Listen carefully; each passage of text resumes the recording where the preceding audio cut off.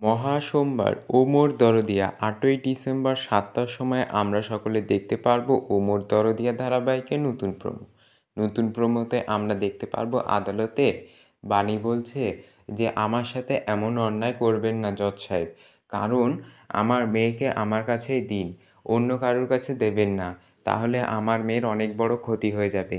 অন্যদিক থেকে বাণীর যে স্বামী সে বলছে, জজ সাহেব আমার মেয়ে আমার কাছে ফিরিয়ে দিন, কারণ আমার বউ এখন আর আমার কাছে থাকে না এবং আমার মেয়ে ওদের কাছে খুব কষ্টে আছে, আমার কাছে দিলে ও খুব ভালো থাকবে।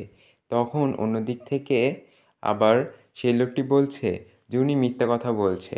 তখন জজ সাহেব বলছেন, আমার কাছে যেটা মনে হবে ভালো করা উচিত আমি সেটাই করব।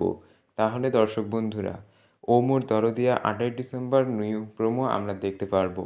এবং আপনারা এই ভিডিওটি দেখতে পেয়ে কতটা খুশি হয়েছেন অবশ্যই কমেন্টসে জানান। আর এরকমই এক্সক্লুসিভ ভিডিও পেতে সাবস্ক্রাইব টিভি শো নিউজ।